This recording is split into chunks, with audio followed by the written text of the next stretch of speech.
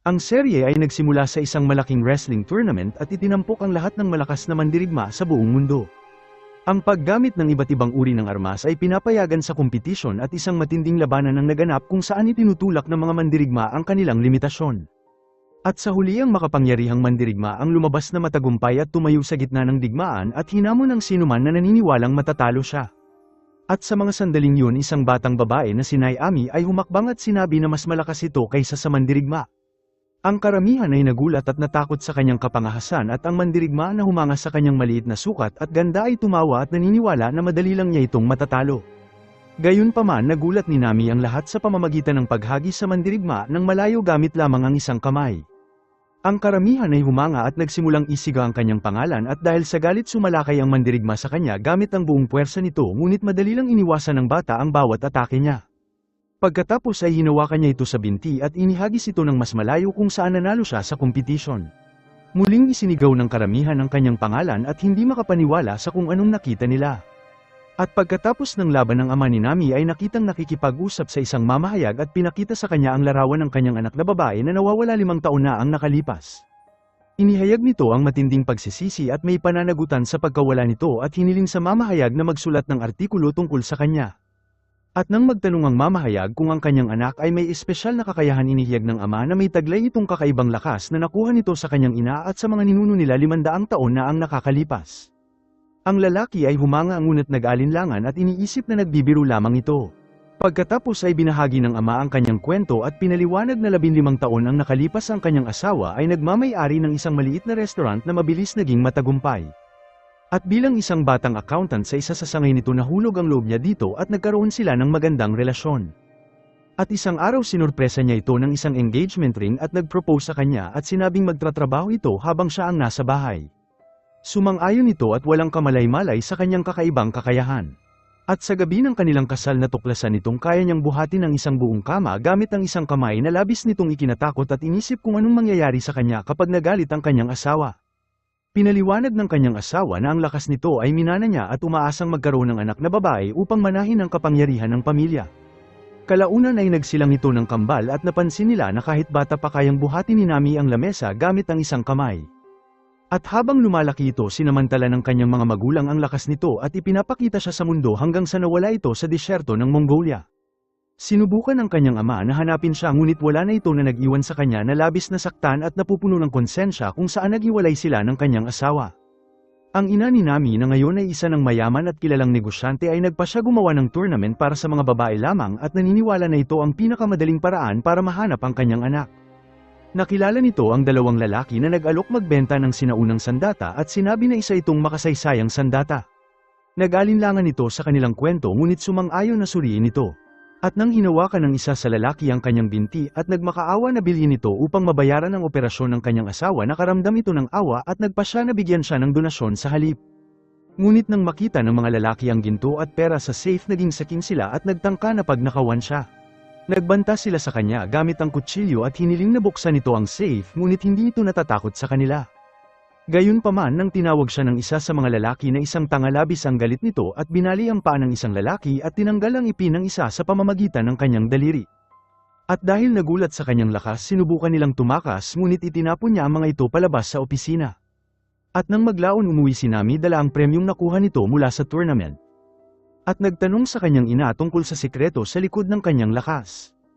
Inamin ng kanyang ina na hindi nito alam at pinaliwanag na nakita nila itong nawawala sa disyerto 5 taon na ang lumipas na walang alaala sa kanyang nakaraan.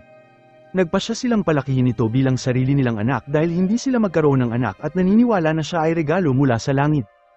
Binigyan siya ng kanyang ina ng kahon na naglalaman ng kanyang damit na suot niya nung makita siya at natuklasan ni Nami ang tag na nagsasabing ginawa ang damit sa Korea. Nagbigay ito ng pag-asa kay Nami na makikita nito ang kanyang tunay na pamilya sa Korea. Nagsimulang manood si Nami ng mga Korean na palabas at umaasang balang araw makatagpo nito ang kanyang pamilya. At habang nanunood narinig nito ang isang kanta na madalas kantahin ng kanyang ama na nagbalik sa kanyang nakaraan at naalala nito ang kanyang tunay na pangalan na Nami. Sinabi nito sa kanyang adoptive na ina at pinaliwanag na isa siyang Koreano ngunit tiniyak nito sa kanya na hindi ito aalis at patuloy na tutulong sa pamilya. 10 taon nang lumipas si Nami ay malaki na at tumutulong sa kanyang adoptive na pamilya sa kanilang negosyo at nag-aral din ito ng Korean. Sinabi ng kanyang ama sa kanya na oras na para magtungo ito sa Korea upang hanapin ang kanyang pamilya, ngunit tumanggi si Nami na umalis. Hinikayat siya nito at sinabing ang kanilang sitwasyon ay hindi magbabago kung aalis siya. Samantala ang tunay na ina ni Nami ay umaasa pa rin na mahanap siya at nag-host ito ng isang fighting tournament bawat taon sa nakalipas sa 10 taon, at sa pagkakataon na ito nagulat itong makita ang isang babae na kayang magbuhat ng mabibigat. Naniniwala ito na baka ito ang kanyang anak na babae at inanyayahan ito na kumain upang makilala niya ito ng mas mabuti. Napansin ito ang gana ng babae na kumain at nagsimulang magtanong sa kanya, at kalaunan ay ibinahagi na pareho sila ng dugo. Pagkatapos ay binahagi nito ang kwento kung paano nawala ang kanyang anak sa Mongolia ng 5 taon lamang ito, at pareho silang naiyak sa tuwa sa paniniwalang nagkita na sila. Ang ina ni Nami ay pinakilala ito sa iba pang miyembro ng pamilya at lahat sila ay kumain ng magkakasama. Binilan niya ito ng mga bagong damit at pinaayos ang kanyang buhok at nangako na ibibigay ang lahat ng kailangan nito. Ngunit sa oras na umalis ito, isang mapang-akit ng ngiti ang nagpapakita na siya ay isang manlilinlang na nagpapanggap bilang Nami. Samantala ang tunay na Nami ay naghahanda na bumalik ng Korea, gayunpaman nalaman nito na ang kabayo na sinakyan niya nang mawala ito ay namatay at labis itong nasaktan dahil matalik na kaibigan nito para sa kanya. Nagpatunog ito ng kampana gamit ang kanyang buong lakas at inihagis ito sa buong lupain hanggang tamaan nito ang isang sundalo na si Chol. Ang ina ni Nami ay nagtungo sa kanyang opisina at nakita ang isang babae na umiiyak at nagmamakaawa para sa pera. At dahil nakaramdam ng kakaiba, inutusan nito ang kanyang staff na ibigay sa babae ang lahat ng kailangan nito. At matapos na magpalit ng damit, sinundan nito ang babae sakay ng motorsiklo upang makita kung ano ang gagawin nito. Natuklasan nito na ang babae ay isang adik sa droga at sinusubukan na bumili ng droga gamit ang pera na natanggap nito. At sa kaparehong oras ang sundalong si Chol ay sinusundan ng babaeng kumukuha ng droga at kalaunan ay nahuli ito habang nakatakas ang mga dealer. At samantala ang ina ni Nami ay hinarap ang mga dealer at ibinangga ang sasakyan nila at nahuli ito. Si Chol ay humanga sa kanyang kakayahan at nang bumalik ito sa istasyon ng kanyang kasamahan ay naniniwala na nahuli nito ang drug dealer, ngunit bago pa ito magpaliwanag nakatanggap sila ng balita na isang eroplano mula sa Mongolia na may dalang droga ay lalapag. Nagpasya si Chol na magtungo sa airport at walang alam na si Nami ay naksakay sa eroplano na yun pabalik sa Korea. Ang eroplano ay nakaranas ng mga teknikal na issue at hindi makalapag ng maayos na nagdulot ng takot sa mga pasahero. Gayunpaman si Nami ay nakatulog at walang alam sa nangyayari, at nang magising ito at napagtanto ang nangyayari, ginamit nito ang kanyang lakas upang patatagin ang eroplano habang sinira ang pinto at tumalon upang hawakan ng eroplano at pigilan ito sa pagbangga. At sa kaparehong oras ang ina ni Nami ay nakaramdam na tila may mali at napagtanto na ang babaeng nagkukunwaring anak niya ay hindi talaga si Nami. Samantala matagumpay na napahinto ni Nami ang eroplano at nagawang mailigtas ang lahat ng pasahero, gayunpaman may isang lalaki na nasaksihan ang lahat. Ang mga pulis ay nagsimulang mag-imbestiga upang malaman kung sino ang may pananagutan sa droga, at nang lapitan nila si Nami binuksan nila ang bag nito at nakita ang buhok ng kabayo at isang gintong staff. Nais suriin ng opisyal kung may droga na nakatago sa loob, ngunit tumanggi si Nami at pinaliwanag na ang staff ay tutulong sa kanya na makita ang kanyang ina at hindi ito papayag na may kukuha nito. At nang sinubukan ng opisyal na kunin ito mula sa kanya, labis ang gulat nito nang malaman niyang hindi niya ito may galaw dahil sa lakas ni Nami. Marahan nitong sinabi sa kanya na siya ay isang opisyal at susuriin lamang nito ang staff at ibabalik ito sa kanya, at nangako din ito na tutulungan siya nitong mahanap ang kanyang pamilya, kaya pumayag ito na suriin ang kanyang staff. Umalis si Nami sa airport at naggala sa kalsada ng Korea at masayang nakabalik na. Umupa ito ng isang apartment habang hinahanap nito ang kanyang pamilya, at samantala ang kanyang ina ay inutusan ng mga tauhan nito na bantayan ng babae na kumuha sa pagkakakilanlan ni Nami at kung paano niya ito nalaman. Natuklasan ni Chol na ang staff ay gawa sa purong ginto at sinubukan na tawagan si Nami upang ibalik ito, ngunit hindi ito sumagot sa kanyang tawag. At sa sumunod na araw nang magising si Nami, nalaman nito na ang kanyang pera at telepono ay ninakaw kasama ang ilan sa kanyang gamit. Umalis ito sa kanyang apartment at hindi alam kung saan pupunta hanggang sa makita nito ang mga tao na nakatira sa tent at nagpasya na gawin ang kanyang sariling silungan katulad ng ginawa nito sa Mongolia. Nang alap ito ng kahoy at mga tarpaulin upang makagawa ng isang matibay na tent. At sa kaparehong oras kailangan din ito ng mataas na poste, kaya sinira nito ang isang malaking puno at inilagay ito sa gitna ng kanyang tent. Pagkatapos ay nagtungo ito sa istasyon at nagsampa ng reklamo laban sa babaeng nagnakaw sa kanya, at hiniling din ito na tawagan si Chol upang mabawi nito ang kanyang pag-aari, ngunit hindi nito alam ang pangalan ng binata, kaya sinabi niyang gwapo ito at matangkad. Ang opisyal ay naguluhan dahil hindi nito alam kung paano siya matutulungan. At samantala nakita natin si Chol na nakasuot ng pambabae at sinusubukan na mahuli ang isa sa mga dealer ng droga. Malapitan itong sinusundan ng isang tao na pinaghihinalaan niya at nakita ang dalawang miyembro ng gang na namamahagi ng droga sa mga tao.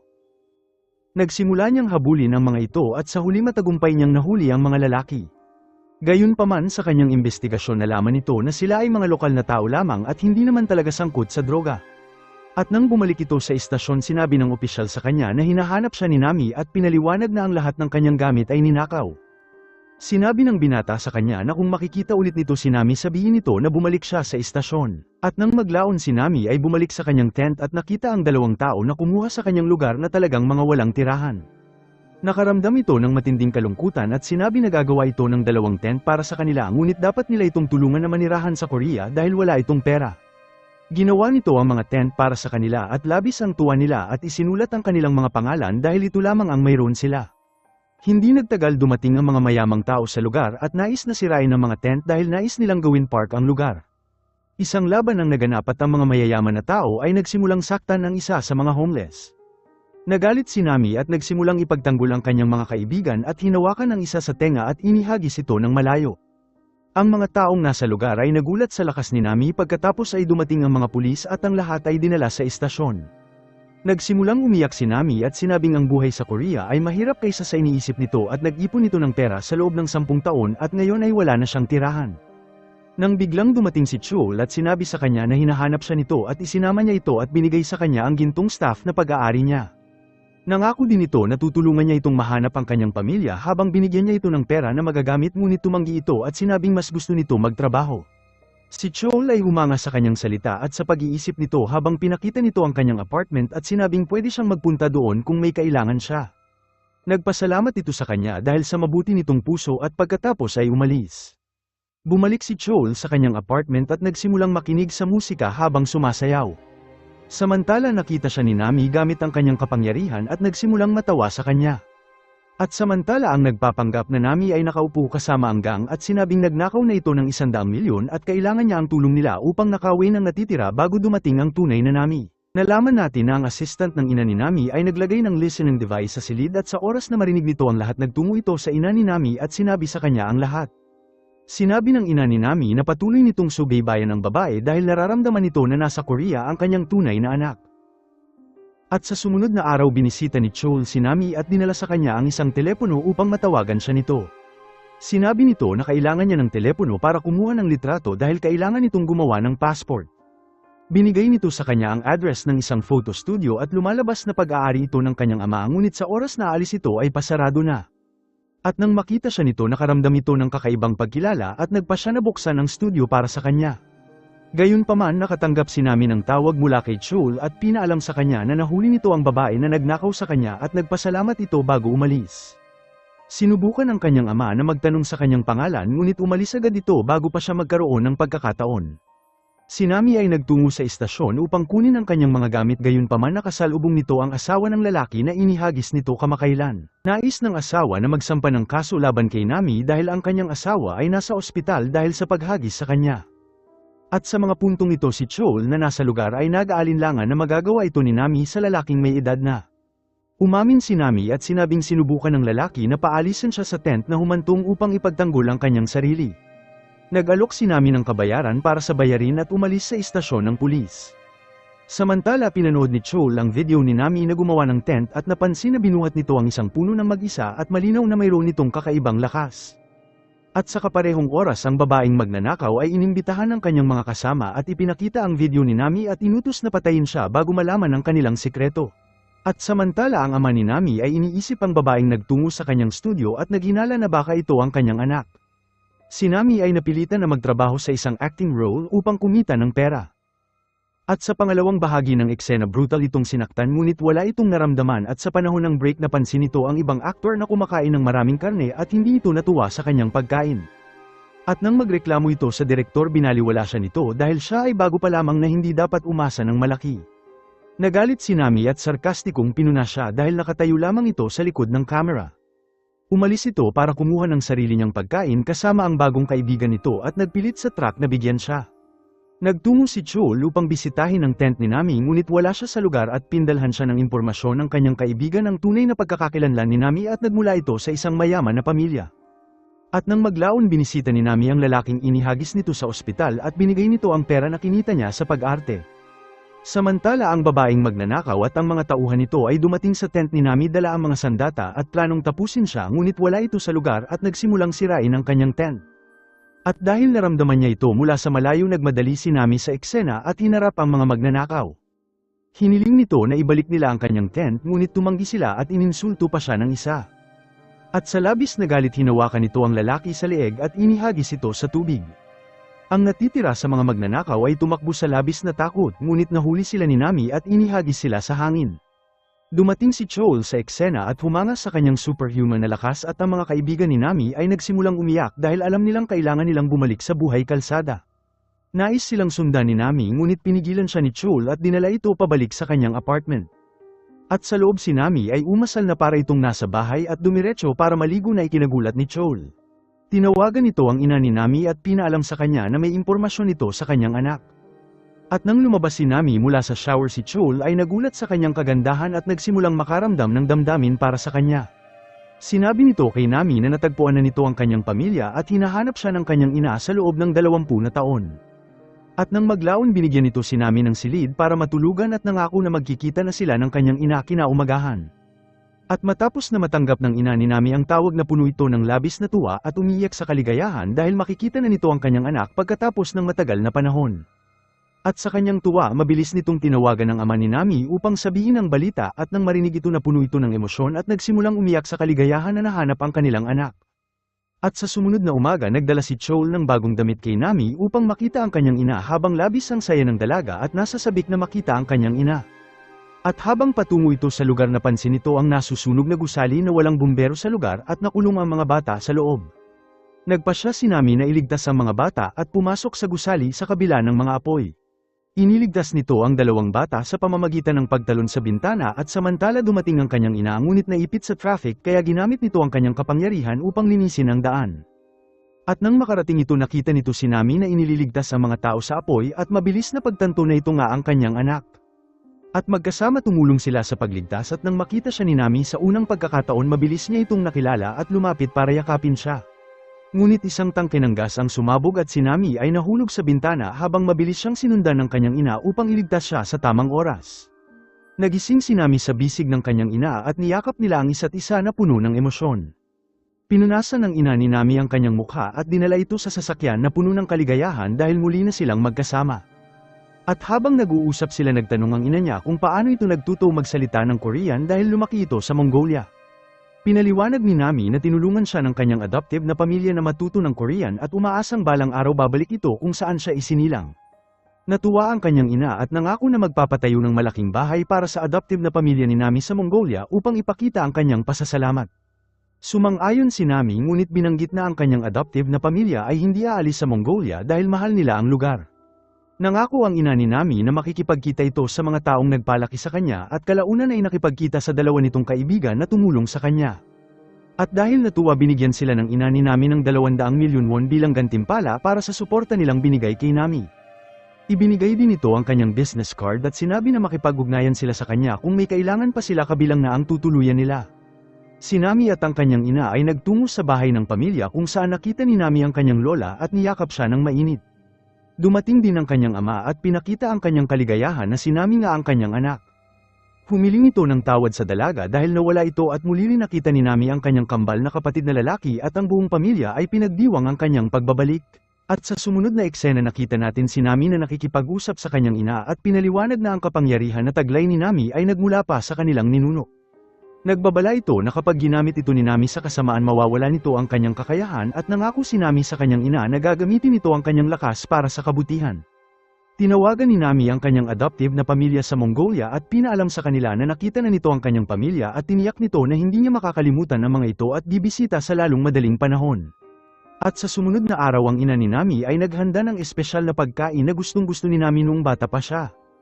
Ang buong pamilya kabilang na ang ama ni Nami at kapatid ay nagsalo para sa masayang litrato ng pamilya. At sa kaparehong oras nakita natin ang mayaman na negosyante na si Huang na lihim na mapanganib na drug lord. Pinaplano nitong pagsamantalahan ang kapangyarihan ni Nami para sa kanyang krimen. At samantala nalaman ng magnanakaw na babae na hinahabol siya ng mga pulis kaya humiling ito ng tulong sa isang gang at bumili ng bagong pagkakakilanlan. Pagkatapos ay nakita nito ang ad ni Huang sa pag-recruit ng mga babae at nagpa siya na mag-apply. Ang kaibigan ni Nami ay nilinis ang kanilang mga sarili at nang bisitahin niya ang mga ito pinasalamatan siya ng mga ito at nagpasalamat na nakilala siya ng dalawa. Nakipagkita rin ang ina ni Nami kay Chol upang kunin ang mga gamit ni Nami mula sa kanyang bahay. Inalok niya ito ng malaking halaga ng pera bilang pabuya, ngunit tumanggi ito at sa halip hiniling nito sa kanya na tulungan siyang pabagsakin ng mga drug lord. Ang ina ni Chol ay biglang pumasok sa silid at na-misinterpret ang sitwasyon at iniisip na ang kanyang anak ay sangkot sa isang matandang babae para sa pera. Ininsulto nito ang ina ni Nami ngunit nang makita nito ang cheque na napakalaking halaga sarkastiko nitong sinabi sa kanyang anak na ibenta nito ang kanyang sarili. At sa gabing yun ang ina ni Nami ay nagpadala ng impormasyon kay Chol na nagtuturo sa kanya na imbestigahan si Huang. Dumating si Chol sa istasyon ng pulis at natuklasan na ang lalaking inaresto nito ay natagpo ang walang buhay na may ahas sa tabi ng kanyang katawan. Napagtanto ni Chol na ito ay bahagi ng isang malaking kasabwat at nagpa siya ito na mag-undercover sa kumpanya ni Huang upang malaman ang katotohanan. Samantala si Nami ay nagsuot ng bagong damit para makita si Chol at nabigla ito sa ganda ng dalaga. Kumain sila ng magkasama kung saan nabanggit ni Chol na magiging busy ito sa susunod na araw sa kaso ng droga. Nag-alok si Nami na tumulong ngunit tumanggi si Chol dahil ayaw niya itong masaktan. At upang kumbinsihin ito pinakita ni Nami ang kanyang lakas sa pamamagitan ng pagbali sa kutsara gamit lamang ang isang daliri at si Chol na humanga ay pinayagan siya na sumali sa kanya. Ang dalawa ay nagpanggap at nag-apply ng trabaho sa kumpanya ni Huang kung saan tinanggap sila kung saan si Chol ay napunta sa mas mababang posisyon. At matapos lamang ng isang araw sa trabaho labis na bigo si Nami at umayaw ngunit sa mga sumunod na araw binuhat nito ang lahat ng crate ng mag-isa niya. Ang buong staff ay nagsimulang bigyan siya ng respeto at samantala ang magnanakaw na babae ay nagtatrabaho din sa kumpanya at natatakot na baka makilala siya ni Nami. Si Nami at Chol ay naitalaga na ihatid ang mga crate at sa kanilang daan nakita ni Nami ang magnanakaw na babae at hiniling nito na ibalik ang kanyang mga gamit. At sa halip na humiling ng tawad ininsulto ng magnanakaw si Nami at tinawag siyang tanga. Natakot si Chol na baka maging marahas si Nami ngunit tiniyak nito sa kanya na hindi ito pumapatay ng babae at hinawakan ni Nami ang kanyang bag at itinapon nito sa malayo. At sa gabi si Nami at Chol ay pumasok sa imbakan ni Huang para maghanap ng mga droga habang dumating ang ina ni Nami para tumulong na mag-imbestiga sa kumpanya. Ginamit ni Nami ang kanyang lakas para buksan ang malaking pinto at habang pumasok sila isinara nito ang pinto sa likuran nila. Si Chol ay labis humanga sa kanyang kakayahan at nagsuot si Chol ng night vision para makakita sa dilim at nagbigay din ng isa pa kay Nami ngunit sa kanyang gulat malinaw na nakakakita si Nami sa dilim. Nagsimulang lumipad si Nami at kalaunan ay kinuha ang kahon na naglalaman ng maskara na plano nitong imbestigahan.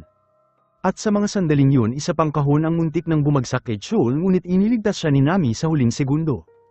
Gayunpaman nagsimulang manghina si Chol at naramdaman nito na hindi na siya makagalaw ng maayos.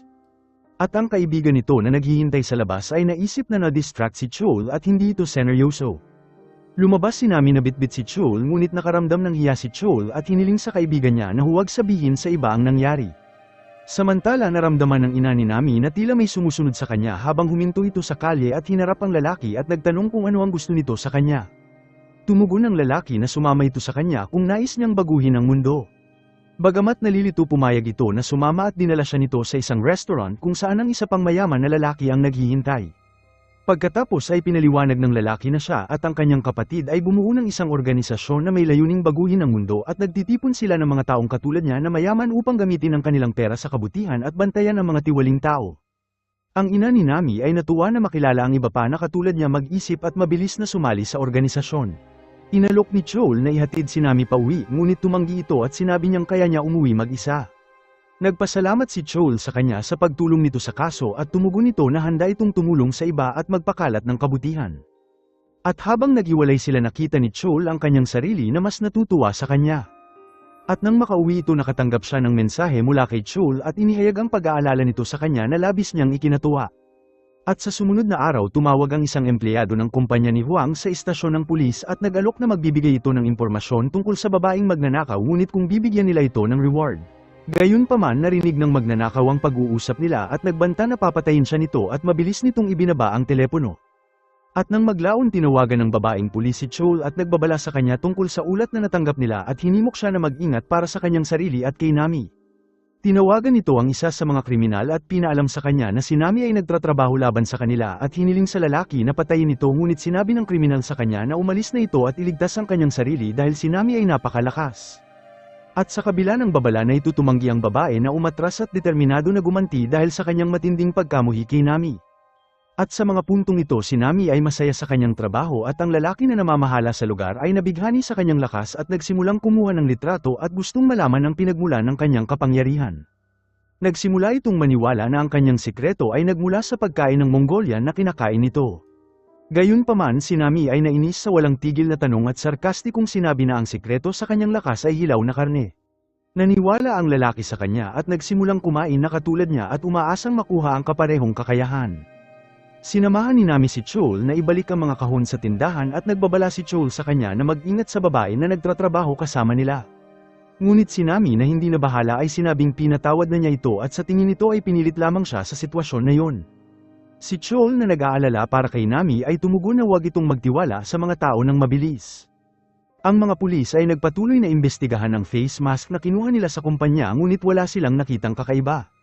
Pagkatapos ay tinwagan nila si Chol at sinabi sa kanya na tumigil na sa kanyang misyon at iwan ang kumpanya dahil hindi na siya kailangan sa lugar. At nang maglaon sa isang restaurant ang may-ari ay marahas silang inutusan na dalhin ang mga kahon sa kusina kahit pa hindi nila ito trabaho. Nagbanta ang may-ari sa kanila na magrereklamo ito at sinabing palaging tama ang mga customer. At si Nami na labis ang galit at gustong makipag-away sa kanya ngunit pinigilan siya ni Chol at kalaunan ay dinala ni Chol ang mga kahon at natatakot na baka saktan nito ni Nami. At habang paalis sila ininsulto ng may-ari si Nami at tinawag siyang talunan at hindi ito magtatagumpay sa buhay. Labis itong ikinagalit ni Nami at nangako ito na magsisisi ang lalaki sa mga sinabi nito sa kanya. At matapos na ilagay ang kahon sa kusina sinabi ni Nami kay Chol na umalis at nangako na hahawakan nito ang sitwasyon. Bumalik ito sa restaurant at nagkukunwari bilang customer habang umupo ito sa lamesa at sinabing ang customer ay palaging tama. Ikinagalit ito ng may-ari na sinigawan siya na umalis sa kanyang restaurant at sa halip kinuha ni Nami ang lamesa at sinira ito gamit ang kanyang kamay. Ang may-ari na natakot sa kanyang lakas ay nagsimulang magpanik at ginawa ang lahat ng gusto nito at sa huli nabawi ni Nami ang kanyang dangal gamit ang kanyang lakas. At bago umalis iniwan ni Nami ang pera para sa pagkain at nasirang lamesa at nagsimula itong sumigaw na huwag niyang ipapahiya ang mga trabahador sa susunod. At pagkatapos bumalik si Chol sa istasyon at nakatanggap ng impormasyon tungkol sa magnanakaw at natuklasan na isa itong orphan at nag-iisang babae sa isang mapanganib na gang. Hindi nagtagal nakakuha ito ng ulat sa isang coach na namatay sa isang misteryosong paraan kaya nagtungo ito sa lugar upang mag-imbestiga sa katawan. At nang magtanong ito sa isa sa mga estudyante inihayag nila na kamakailan ang coach ay umiinom ng napakaraming tubig at iniiwasan ito ang swimming pool dahil sa takot. Marami pang kamatayan ang sumunod at naging malinaw na ang droga mula sa kumpanya ni Huang ang nasa likod nito. Nagpasya si Nami na pumasok sa imbakan ng kumpanya upang makahanap ng ebidensya ngunit nakita nito si Huang mismo na nakatayo sa lugar at nagpapakita na nakagamit ito ng droga. At nang lumapit ito inihagis siya nito ng malayo sa buong silid at si Nami ay nagulat sa kanyang lakas habang nagtungo ito sa opisina ng kanyang ina at sinabi kung ano ang nangyari. Pinakita ng kanyang ina ang larawan ni Huang at kinumpirma ni Nami na ito ang kaparehong lalaki na inihagis siya. Ang kanyang ina ay naging proud na tumayo si Nami laban sa kasamaan at inimbitahan nito na magtrabaho kasama niya upang linisin ang kanilang laban sa droga habang sumang-ayon si Nami at nangako na uubusin ang network ng mga kriminal. At sa sumunod na araw sinubukan ni Chol na tuklasin ang higit pa tungkol sa droga at napansin nito na isa sa mga manager ay umiinom ng maraming tubig at napagtanto na ang droga ay pinapainom ang gumagamit nito ng maraming tubig dahilan para kumalat ang droga hanggang sa ikamatay nila. Samantala natuklasan ni Huang ang pagkakakilanlan ni Nami sa pamamagitan ng pagnood sa video habang buhat nito ang mga kahon sa tindahan at labis itong natuwa na muli siyang natagpuan at naghanap ng mas marami pang impormasyon tungkol sa kanya.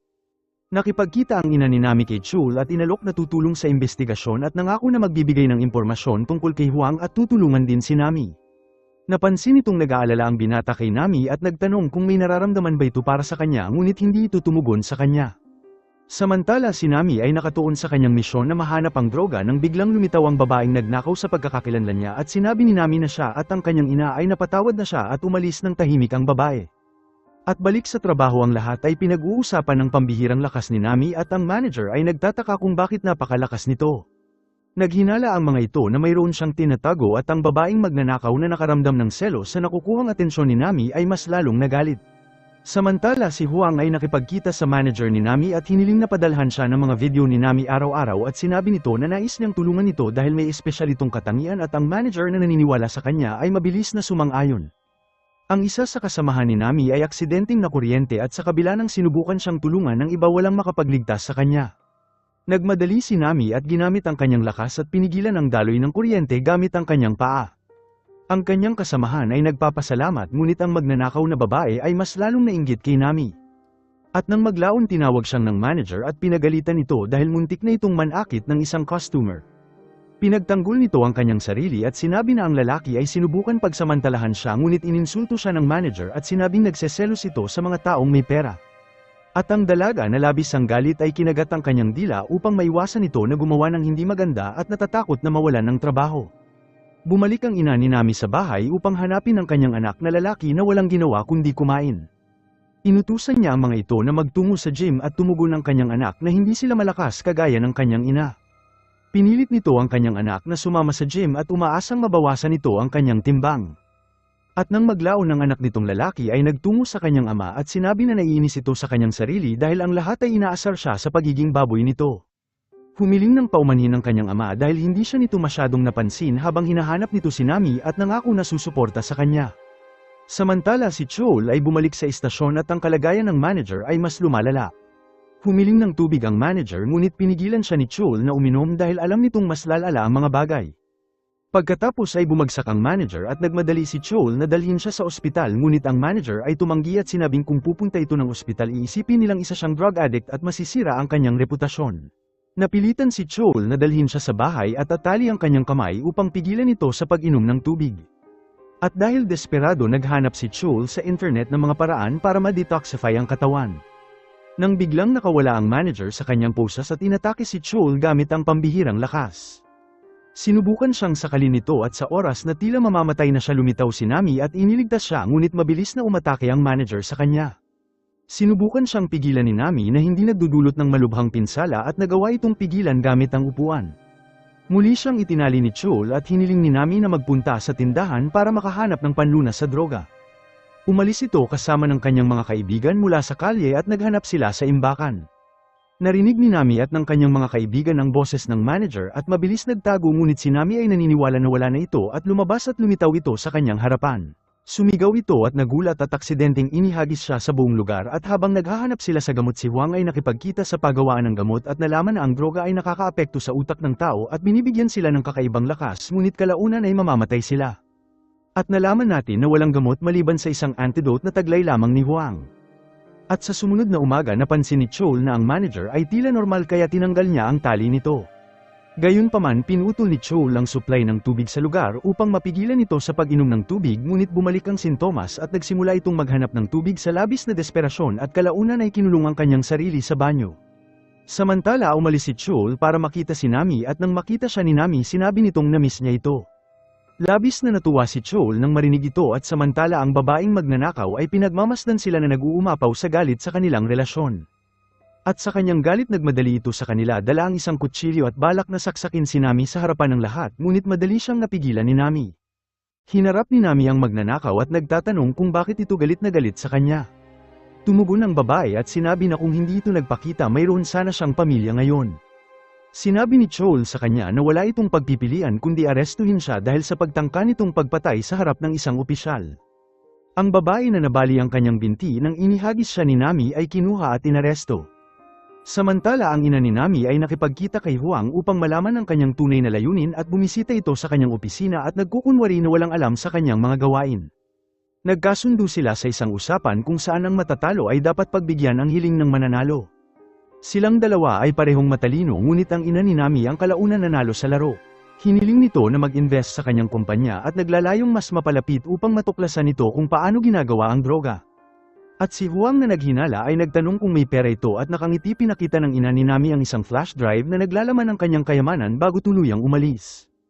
Ang ama ni Nami ay nasa studio at inilagay ang kanyang larawan sa labas habang lumapit ang kapatid ni Nami at sinabing kapag nakita ito ng kanilang ina magagalit ito dahil ayaw nitong makilala siya at malagay sa panganib.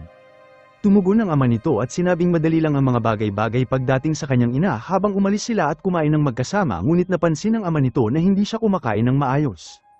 Inamin ng kanyang anak na gusto nitong magbago at umiinom ng mga pampapayat. Samantala nakipagkita si Chol kay Nami at pinaalala sa kanya na huwag itong magtiwala agad sa ibang tao. Sinubukan ni Nami na ibahin ang usapan at nagtanong kung nasaan ang boss nito. Tinawagan ni Chol ang kanyang boss na tiniyak sa kanya na ayos lamang ito at hindi ito umiinom ng tubig at nais na bumalik sa trabaho. Si Chol ay hindi pa rin sigurado sa kanyang kalusugan ngunit natuwa ito na medyo bumabalik siya sa normal. At nang maglaon nakita natin ang boss ni Chol sa kanyang opisina na nakakaramdam ng labis na pagkauhaw at nagtungo ito sa kanyang drawer at palihim na uminom ng mas maraming droga. At sa ibang lugar ang ina ni Nami ay nakipagkita sa kakilala nitong mayaman at sinabi na si Huang ay dating nagtatrabaho sa mga Russian gang bago simulan ang kanyang kumpanya. At hindi nagtagal lumapit si Huang sa manager ni Nami at pinakita ang isang video kung saan inihagis nito ang babaeng magnanakaw at humanga ito sa kakayahan ni Nami at iginiit na gusto niya itong makita. Pinaalam sa kanya ng kanyang assistant na ang ina ni Nami ay isa sa pinakamayaman na tao na kayang pandohan ang anumang proyekto. Pagkatapos ay nakipagkita ang manager ni Nami at sinabi na gusto siyang makilala ng may-ari dahil nasangkot ito sa isang away. Tinawagan ito si Chol at sinabi ang tungkol dito ngunit nag-aalala ito at sinabi na sasamahan siya nito. Ngunit dahil determinado na may malaman ng higit pa tungkol sa droga sinabi nito na huwag mag-alala at umalis. At sa opisina nagkunwari si Nami na ito ang unang pagkikita nila at humiling ito ng tawad sa pakikipag-away niya at nagkunwari si Huang na humanga sa kanya. Nagtanong ito kung nais niya kumain sa kinagabihan ngunit tumanggi si Nami at sinabi na marami itong gagawin at sa halip kinuha ang kanyang numero at nangako na tatawag ito. At pagkatapos na umalis tinawagan ito si Chol at sinabi sa kanya ang lahat at nagulat ito na nagawa niyang kunin ang numero ni Huang at sinabi na maghintay ito sa kanya. Sinuri ni Chol kung ayos lamang ito habang gumugol sila ng oras ng magkasama ngunit pinagmamasdan sila ni Huang mula sa bintana at nagselos sa kanilang relasyon. Dinala ni Chol si Nami upang makita ang kanyang ama ngunit sa oras na dumating sila nagtanong ang kanyang ama kung may relasyon ba silang dalawa. Si Chol ay nahiya at mabilis na sinabing magkaibigan lamang sila habang nagpaalam sila at tuluyang umalis si Chol. Ang ama ni Nami ay dinala siya sa isang palaruan at sinusubukan na bumawi sa nawalang sandali ng kanyang pagkabata. Naglaro sila sa lugar habang nagtatawanan at nang maglaon binuhat siya ni Nami sa kanyang likuran na parang isang bata at humanga ang mga tao sa lugar at nagsimulang kunan sila ng litrato. At sa pagtatapos ng araw umupo sila ng magkatabi at humiling ng tawad ang kanyang ama dahil nalayo ito sa kanyang pamilya. Tiniyak ni Nami sa kanya at nangako na parati itong nasa tabi niya at samantala nakatanggap si Huang ng ulat na ang ina ni Nami ay nakita na ang kanyang anak na nawala sa loob ng 20 na taon. Ngunit nang makita nito ang larawan ni Nami napagtanto nito na hindi niya ito kilala. Itinago ng ina ni Nami ang kanyang pagkakakilanlan upang protektahan siya. At sa gabing yun bumalik si Chol sa istasyon at nagtanong sa kanyang kasamahan na mag-hack sa system ni Huang upang makakuha ng impormasyon kung nasaan ang mga droga at sa mga bumibili nito. At habang umalis ito ng istasyon nakatanggap ito ng mensahe mula sa ina ni Nami at inimbitahan siya sa party sa kanilang bahay. At sa sumunod na araw dumating si Chol sa bahay nila Nami kung saan ang buong pamilya nito ay nasa lugar. Ipinakilala nito ang kanyang sarili bilang kaibigan ni Nami at malugod siyang tinanggap ng pamilya. Samantala ang assistant ng ina ni Nami ay sinabing siya ay buntis at inakusahan ng ama ni Nami bilang ama. Ang ama ni Nami ay nagulat at sinubukan na ipagtanggol ang kanyang sarili at doon nagkunwaring nawala ng malay ang ina ni Nami at ang lahat ay nagmadali sa kanya. Namatay ang mga ilaw at lumalabas na ito ay isang prank lamang para sa selebrasyon ng kanyang kaarawan. Si Chol ay nagulat sa kanilang sense of humor habang ang kasiyahan ay nagsimula. Ang ina ni Nami ay nagsimulang sumayaw at ang kanyang boses ay tila napakaganda. Naramdaman ni Chol na siya ay parte ng pamilya at nakibahagi sa kanilang kasiyahan.